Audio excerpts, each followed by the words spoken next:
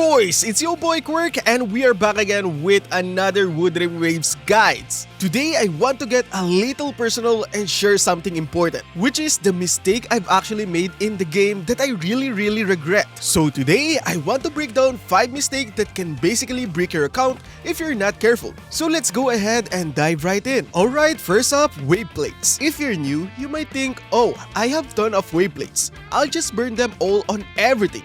Trust me, that's where things starts going downhill. Waveplates are time-gated resources. You get them every day, sure, but there are also things like Tower of Adversity and Whimpering Waste that reset monthly, and they give us right rewards, which are super important for progression.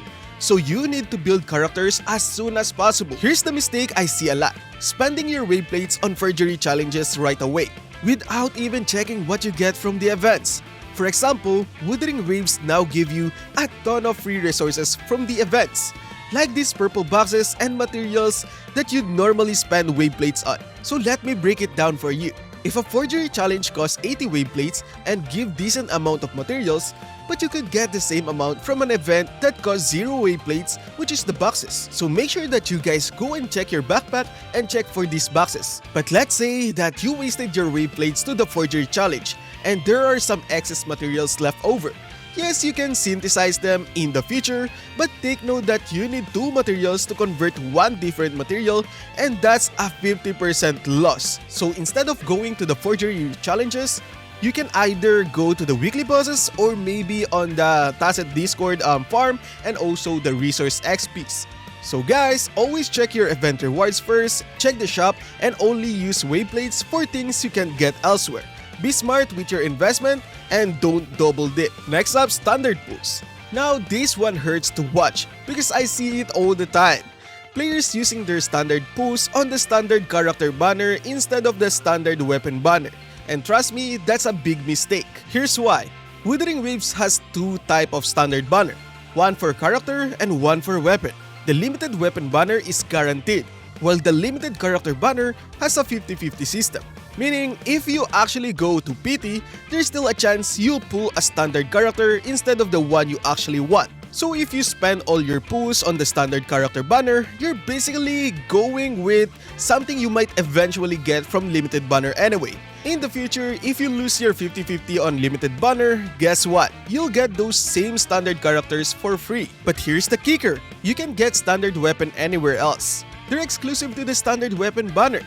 So if you're saving or spending your standard pulls, always prioritize standard weapons. They have a long-term value for your entire account, especially since most of them are universal and versatile. Speaking of which, let me drop some couple of recommendations for the standard weapon that are actually worth getting. First up, Emerald of Genesis, one of the best crit rate weapon in the game.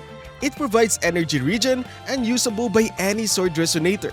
It works similarly to Blazing Brilliance, boosting damage when you use your resonance skill. It was also great for support sword users like Rover or Sanwa. Next up is Static Miss. It is super good because it has a crit rate as its substat, which is already amazing for your builds. It gives energy regen that benefits any character, and also it provides an attack buff for the next resonator entering that field. So that means it was perfect for pistols, sub-DPS, or support who rotate often. So both of those weapons are super versatile, especially if your team setup uses sword or pistol resonator. So bottom line, don't throw your pulls on the standard character banner and save them for the weapon banner. And grab something that will strengthen multiple teams instead of rolling for another standard character that you will probably get later anyway. Mistake number 3 is breaking your account by leveling echoes the wrong way. A lot of players go all in and just throw all their echo experience into a piece with no cap. And that's a mistake. Let me give you an example. Let's say you have Galbrena piece with Flamewing Shadow set.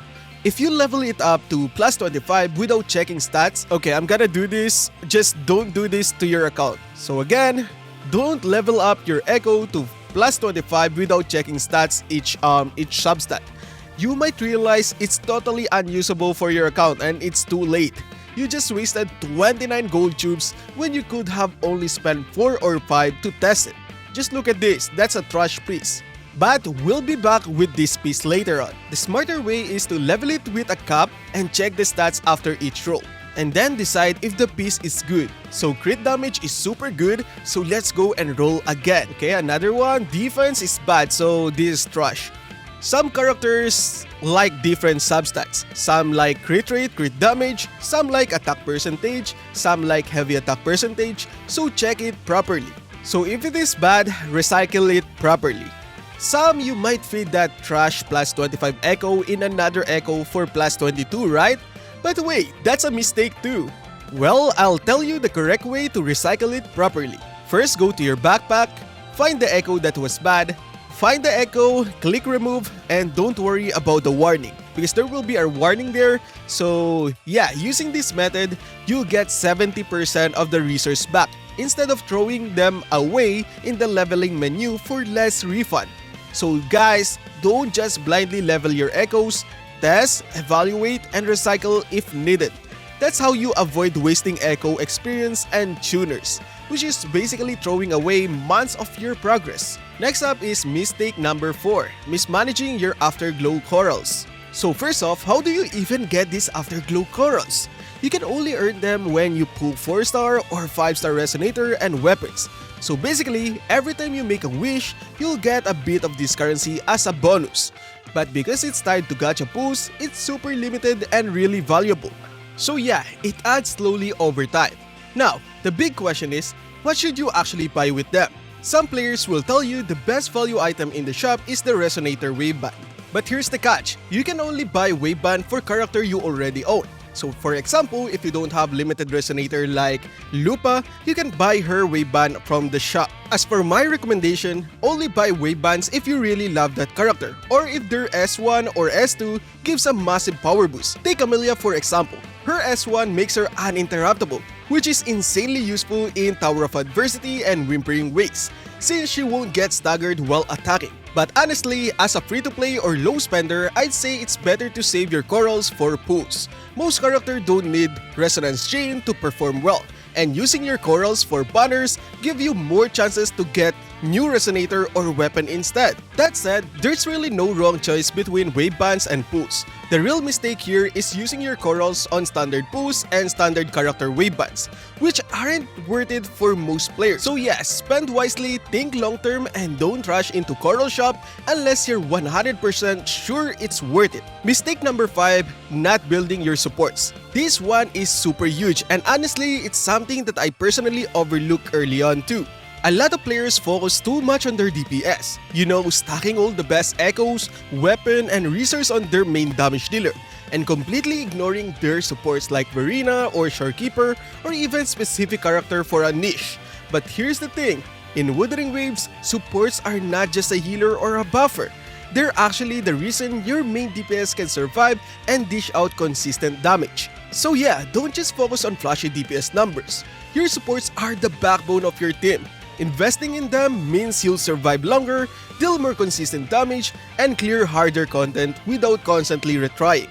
Think of this as your DPS is the sword and your support are the handle. Without them, you can't even swing properly, right? Now, before we wrap things up, here's a little bonus tip. And it's something that I wish I told myself earlier. Take your time, don't rush everything. Wuthering Waves isn't a sprint, it's a marathon. The game throws tons of system at you, echo farming, leveling, weapon grinding, tower clears, and events. And if you try to do everything in one sitting, you'll burn out faster than a full 40 bar on cooldown. I've seen players who hit level 80 in record time, but a week later, they're completely drained. They log in, stare at the daily quest, and close the game, and honestly, I get it. I've been there too. But instead of forcing yourself to grind non-stop, enjoy the process. Explore at your own pace.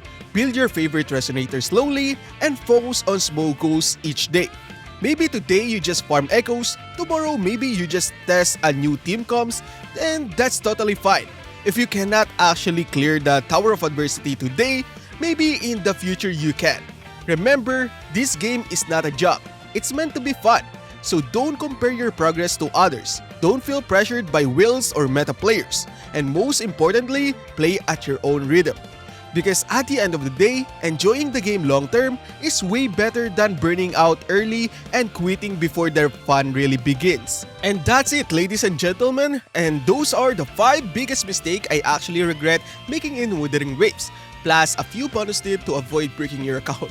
So if you follow this step, you'll save tons of resources, level your character faster, and progress through the endgame much more efficiently.